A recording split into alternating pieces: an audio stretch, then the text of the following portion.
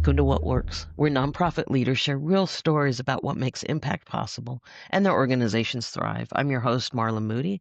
I'm an executive coach that came from the nonprofit world. And today we're going to explore the power of building community and supporting people and the positive impact that makes on society. My guest, Denise, is CEO of CenterLink, the national organization strengthening the LGBTQ centers across the country. Since joining in 2011, Denise has helped centers grow their capacity, expand their resources, and better serve their communities. With over 20 years of leadership experience in broadcasting and management, she brings both heart and expertise to the work. Get ready. Denise is here to show us what works. Welcome, Denise. Thank you so much, and thank you for the kind intro. I hope I can live up Yes. to it. It's great to be here, though, Marla. Thanks for the invitation.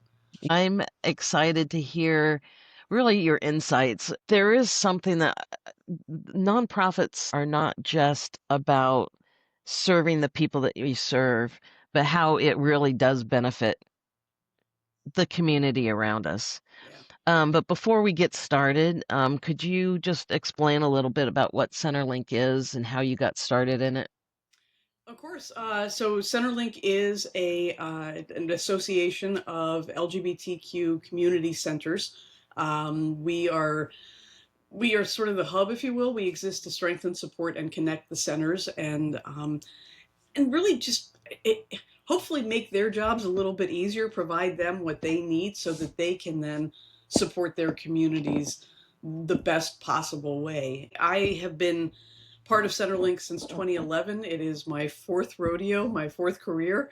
Never thought in a million years I would end up in the nonprofit sector, which I prefer to call for purpose rather than nonprofit.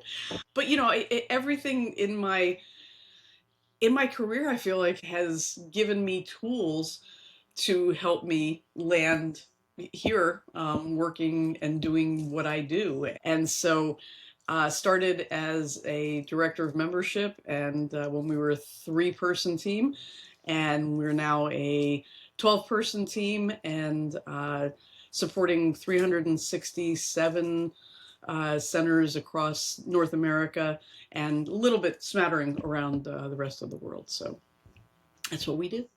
I love the idea of what you've done before builds into what you're doing now. Being that this is your fourth rodeo and so much of it built up to what you're doing now, what Right. kind of advice might you give a person starting out in a nonprofit world?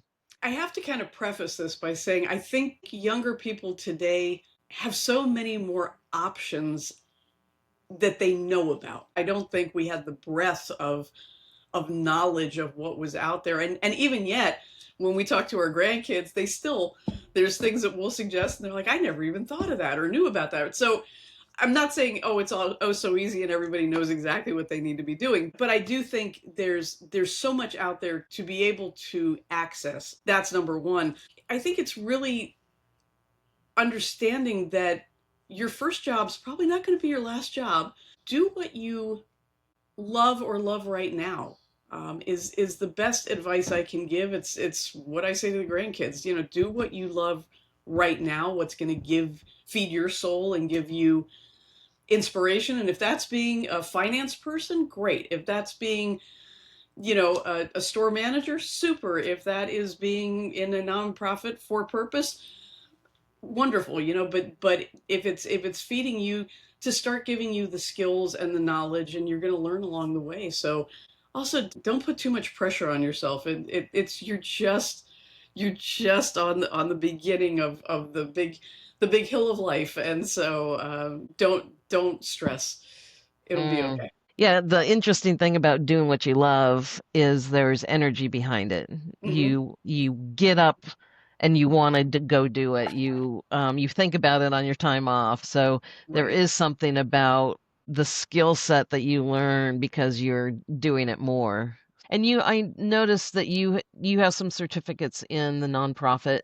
Yeah. What was your motivation to go and get some more education around nonprofit consulting? I honestly hate not knowing what I'm talking about, and so I was brought in to a membership position because I had done recruiting and I'd had sort of that background of calling people and talking to them, and but as I grew in that, I also started hearing people's challenges, and I was expected to sort of be able to address them. And as I mentioned, we were a very small shop, so as we were growing, we needed more people to be able to answer those questions and go do trainings on board governance and management best practices. And so that's where I was given the opportunity to attend board sources governance training. I was given the opportunity to attend the standards for excellence, and all of those just help give me the tools to help the folks that we serve. And I go back to it, if we can make them stronger, make them better resourced, then hopefully they are able to take that and those skills and serve their communities better. Yeah. One thing that's true about leaders is leaders are learners, right? And we don't have to know everything, but Right. there is something about stepping into the unknown Yeah. and learning what you need to know, knowing who to, maybe put around us as well. Yep. But the courage to learn, the courage to step out in where I don't know kind of Hmm. thing is such a great quality of a leader. And that really does. You're not only serving yourself by knowing it, but you're serving those you serve with it at a Yeah. deeper level. Yeah. And going back to where everything I learned along the way has helped in my current role, I have to credit. There was a period of time where I worked for a big box retailer, and I went into their management program. But part of that, and this goes to what you were just talking about, part of that is you have to work in every single department, not as a manager, but as the person Hmm. working in that department, right? So you have to know how to, you know, stock the shelves. You have to know how to take inventory. You have to know how to run the cash register. You have to know how to do all of that before you even start getting into management. And I think that's such a key part of leadership is it's really hard to come in and tell people to do something you don't really understand what the heck it is they're doing. Yeah. So that job honestly taught me a ton about many things, but especially about knowing everybody's role. Not you don't have to be intimate. I mean, you don't have to. I'm not an accountant, but I can still work with my finance person, right? But at least having a core understanding of what they are doing and how you can then support them so that they can be successful. It's an interesting balance because if you don't have the knowledge, it really is hard to lead. So knowing that's important. And also you see the flip side where leaders just kind of want to get their hands dirty all the time and Right. almost don't relinquish control Yeah. to the people doing it. And so it's like it's both sides that you can see. You Right. nodded very emphatically. I'd love to hear your thoughts on that. Yeah, I became a big fan of what they called throwing the truck. So when the big truck with all the inventory would come in, one of my rotations was to be back there throwing the truck and emptying the truck, and I love that. And so at the end of it, they had to like pull me out of there. They couldn't if they couldn't find me, they knew where I was. It was that was instinct, but that's not where I was needed. That right. It was good that I knew how to do it. It was good that I understood the importance of it, but at the end of the day, it wasn't my job. I needed to not get my hands dirty as much as I was. Yeah, I love building computers. And I Ooh, did a lot back in the day when I was a tech, but I started becoming the leader of that department, and I had to give up my favorite jobs because they were the jobs other people could do. And, as leaders, we have to do the job that no one else can do. The idea of like knowing it well enough and being on the ground so you're seeing what's going on, you have your ear to the ground, and also being able to get away so you can see things at a higher level. Leadership is interesting where you do need to be on the ground in some ways yeah. so that it's reality, because leaders who just say, well, go do it, it should just take you a day, Yeah. when the other person knows, that's probably a month job.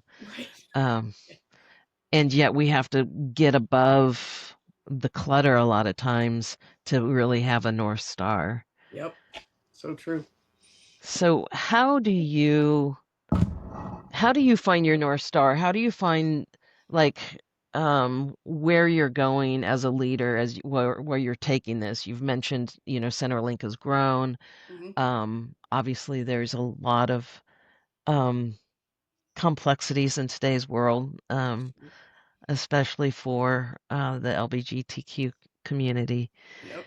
and and how that ripples around. But how do you keep your North Star? How do you know where you're going, and then how do you communicate that?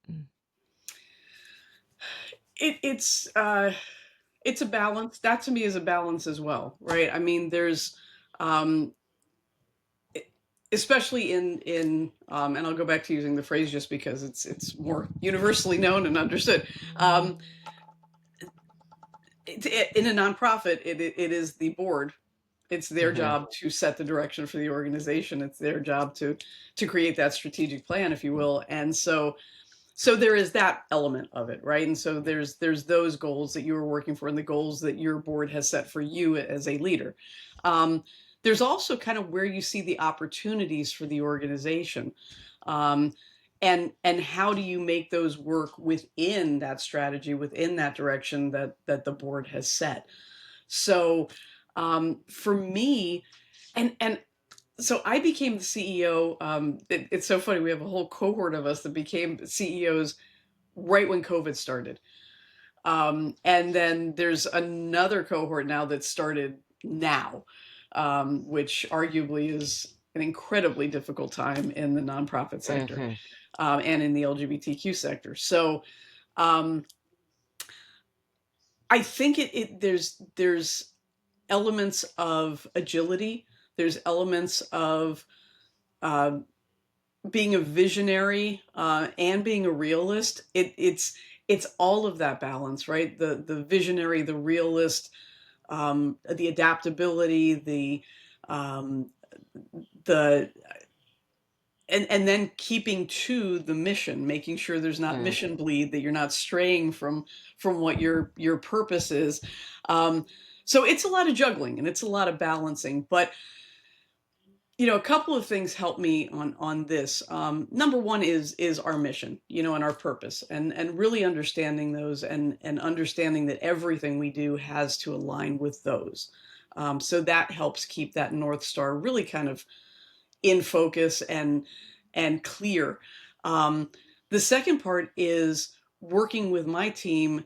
You mentioned keeping our ear to the ground, right? And so what are they hearing from our members? What are we getting back as feedback from our members? What requests are we getting? Where do we see the challenges coming? During COVID, it was our centers may not be able to even open their doors. They're not going to be able to Hmm. have their big events, their galas, their fundraisers. How are they even going to exist? And what can we do to support them? So there, sometimes it's just so crystal clear, and other times, so the clarity on that was we need to help them pivot. We need to give them the resources. We need to keep feeding them information, what's available. We need to work with our partners and find opportunities to collaborate and funnel money down to them through programs. So very crystal clear. Other times there's just so much going on, like now. There's just so many things in the air right now. So how do we really and I was with my board earlier this month, and that's really kind of where our staff and our board, we're all trying to focus on where can we be of help, not duplicate something somebody else is doing, not sort of be superfluous in all of this, and be handing out information and advice on things that really aren't impacting people. How can we best listen to what our members need, and then build around that? And that's really, again, within our mission of strengthening, supporting, and connecting our centers. Once we know these are the main things that we need to address, now within that mission, how do we then take it to that next level to be of support to help strengthen them and support them. So that's sort of the North Star for us. Yeah. Yeah, it takes a lot of work. The intentionality Yeah. of, I like you say that you're not just doing something that, that's overlap with something else. It's like, what is your unique role? What is your team's unique role? And that doesn't come by happen chance, right? No. Yeah. I mean, If how do you care for people and maybe help move forward rather than kind of get flustered with Yeah. that potential fear or anger? Yeah. There's a lot of emotions, as you noted, but there's a lot of fatigue, and especially because the people that, I'm talking a lot about my members as well. The people that are providing the care also need to have care provided for them because we're Yes. all part of the same community. When you work in a specific sector, where many of the caregivers have the same identities, you're asking the people who are being impacted to care for the people that are being impacted. But often those people providing the care get overlooked, and then there's a lot of burnout. There's just, it can be incredibly challenging. And even where we are, I mean, we're supporting the centers, so we're not providing necessarily that walk-in one-on-one individual care, but we hear the stories, right? We're providing the care for the caregivers. Hmm. We're hearing the same news. We are part of that community. We're all impacted. And this took me a little bit of time to figure out, because I always feel like we're a little bit once removed providing for the organizations. We're part of a PEO, so a professional employment organization that affords us better benefits and takes care of our payroll and all that. But one of the things that they have is an employee assistance program. So reminding our staff that that is available to you. And sometimes it's literally reminding them, because it's not Yeah. something that they think about. And especially when you're kind of hitting that crisis point, or that point of just, it's just all too much, that's not the first thing you're going to think about. So just trying to remind folks of that a lot. We talked about providing fair wage. We can only provide so much money, but one thing we can usually provide is time. So trying to provide as much time off, so we have our core vacation, sick time, and all that, and encouraging people to use it, really reminding them of that too. Use that. Reminding people who've used it and it's been beneficial, to remind their peers about that. But also, we take a mid-year break. We give folks a week off for a mid-year break. We give folks 2 weeks off at the end of the year. If it's a slow week, I might just send something out saying, hey, everybody, Fridays, we're going to close on Friday. It's just, we don't have it. So, what can we provide? On birthdays, I send a $25 gift card. It's just, sometimes it's not the big things, it's the little things. Right. And those can go a long way. Again, watching, listening, do we see somebody who is seeming like they're in crisis? Do we see somebody whose behavior has changed, their work's changed, that we need to really kind of address? Is there something that we're doing that's making things harder for our staff? So we were at a staff retreat, and just purely, somebody just dropped this, but I was traumatizing my staff every time I would say, hey, you got a few seconds? Mm, We're an entirely virtual organization. We used to be in an office, so I took just sort of poking my head into somebody's office saying, hey, you got a couple of seconds, because I wanted to run something by them.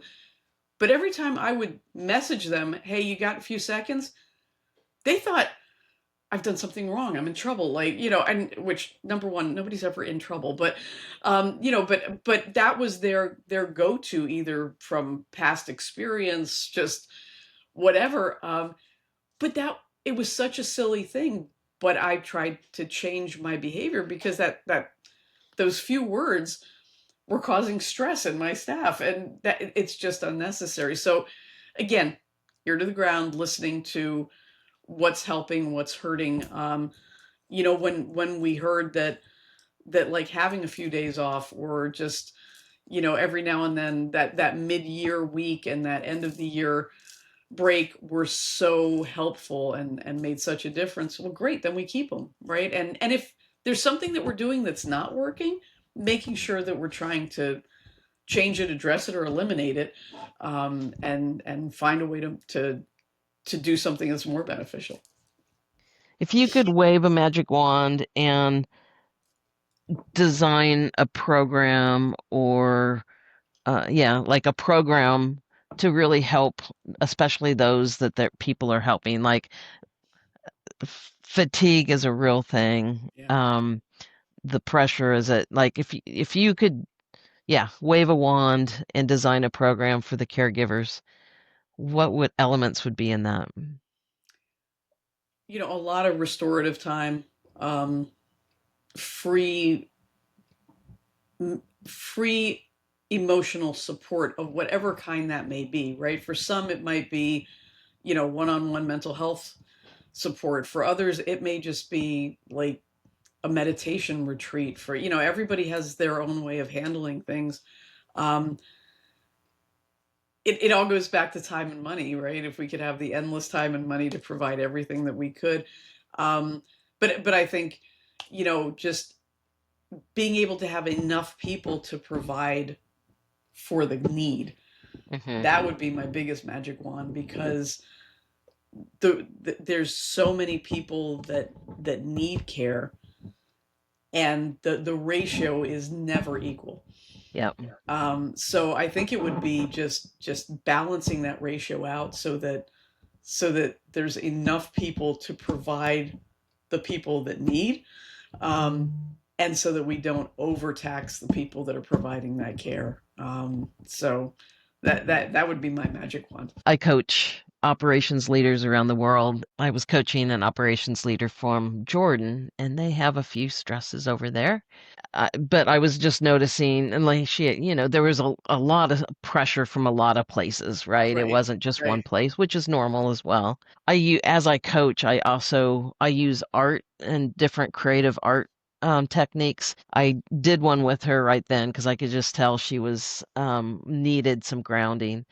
And then I said, could I do this with your whole team? Because I could tell that the stress of the whole team. And, I'm in America. We're Mhm. on Zoom. Right. They're in Jordan, and they were all together in one room. I'm taking them through it, and they all speak English really well, but they would go and flip into Arabic because Mhm. they're all Arabic speakers. Right. And I have a knack for understanding other languages that I don't speak just by context. And the one in Arabic said, I usually don't like art. I heard it and I don't know how I knew it, but then I commented it on, you know, this is sort of art, but it's also doing this. And Mhm. they're like, we didn't know she spoke Arabic. But it was such a fun thing to say, to support someone that I coach by supporting their whole team by doing that Sure. exercise because you do it and then you process what you've done with the other team. So it really Mhm. brings Sure. camaraderie. And so as you were saying that story popped into mind. I want to get back to what I thought we'd spend the whole time on. I get distracted because Surprise. there's so many questions. Yeah. But that concept of when we serve our people, Mhm. how does that positively affect the community around them? Yeah.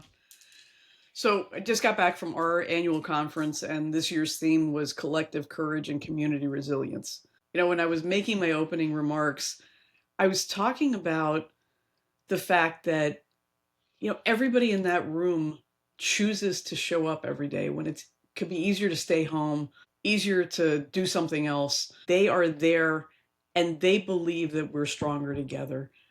And that's like this revolutionary thought, when you really think about it, that it's not just about me, it's about all of us together, because we are better together, we are stronger together. And times like this is when that collective courage and that community Mm, resilience matter the most. I can say for the LGBTQ community, like, this is not our first right. difficult time, right? We come from a resilient stock. We stand on the shoulders of those who fought hard times before us. And when I talk about community centers, they are resilient organizations. When COVID was there, our centers were doing pop-up health clinics. Our centers were still doing HIV testing. Our centers were finding ways to get food to their communities. And not just the LGBTQ communities, by the way, the whole community. To me, community is about ripple effects. How, you're helping that one person, but by helping that one person, they're able to then go and impact another person, whatever way that may be. So, the artist whose work you're showing in your center's gallery, some young person comes in and finds their beauty in one of those pieces, right? And then they feel more confident and they're able to go out and help another person, and that person is able to coordinate an effort to drive people to the polls on election day or create a food bank and help people get food. So it's about the ripple effect, and how do we build that resilience? How do we build that core to support the entire ecosystem that we live in? And the ripple effects are many. We don't see most of them. Hmm. They are these unspoken, unacknowledged, sometimes unidentified ripple effects. But really, that's what community is, and that's why our centers to me are so vital. They're sometimes the only LGBTQ outlet for people in an area, sometimes in large areas, sometimes many counties, many cities, many states. It's that one touch leads to so many benefits. You can look at it on so many levels: social, economic, political, it's cultural. I mean, it is just never ending. And so to me, that is the importance of community. That's the importance of taking care of those around us, because they will be the ones to take care of us. And Hmm. so it's the circle of life. It's incredible ripple effects that come from that idea of community. Thank you for that. Yeah, what was going through my mind, one is I heard a statistic today, SNAP benefits are going away, but the statistic I heard was for every SNAP dollar produces $1.50 of community. That fear, which brings hoarding, which brings us small, Right. and that isolates, that brings distrust. When you can, instead of the smallness, like what you are doing is that hand out to someone else that they can grab. By nature, how our bodies are designed is to have community. We are a tribal people. And so what you're saying is the idea of whatever I have is part of something bigger. And the artist can be an artist because that brings beauty to someone else or brings hope or brings expansiveness. In every way, the dollar that we give can be $1.50 of the community if you want to do it in SNAP Yeah. terms. But Yeah, uh, absolutely. But you brought up Snap. And last night, I was just scrolling on Instagram. Around the loss of the SNAP benefits, I saw cafes and restaurants and places in Portland, and I can't even remember half the cities, but saying, as long as SNAP benefits are down, we're going to be providing food for people, either for as long as the benefits are stopped, or until we just have to close because we can't afford to do it anymore. But we're not going to let people go hungry. And that is community, right? yes, That's that $1.50 of care. And to me, that's like thousands of dollars of care, because it's that nobody's going to be left behind. Just because I don't receive SNAP benefits doesn't mean this doesn't impact me. And that's more and more, unfortunately, the society we live in. It feels like me, and you see stuff like that and you say, thank goodness there are people who are not ascribing to that. yes. Yeah, I really agree with that. And it's not like, oh, I only take, like you even said, you don't take care of just your people, right? You don't have to put your credentials at the door, to get it. And the more we are, what Dan Siegel would say is we, the more we are together and just saying, what do I have that can help someone else? I I can put an alternator in someone's car because that's what I do during my spare time. I do art. I'll pull up and just say, "Let's learn how to regulate." And it's like I don't have to do it all, but I do need to care for my neighbor, and my neighbor's not always going to have the same likes or dislikes that I have. But when we live with that we concept that you and I make things better rather than us them, and that separation that breeds fear, and fear breeds so many negative things. So I love that people are going, not now, not on our watch. We're gonna get together and do what's right. So I just looked at the time. We have been talking for a very long time. Um, And I've enjoyed it. yeah.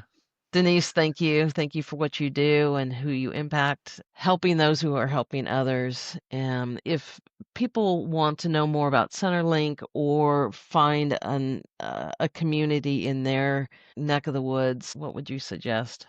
Yeah, you can visit our website, www.lgbtcenters.org. And on there, we do have a directory, so you can plug in your city, state, and get the closest center. And if you have questions or can't find something, just reach out to us, and that's what we're here for. That's And great. Marla, thank you. I mean, I appreciate what you're doing, on a very global scale. I also appreciate that you can change alternators. I'm going to keep that in mind. But no, but I appreciate this, and again, thank you for inviting me and spending the time. I've enjoyed it. Thank you, Denise.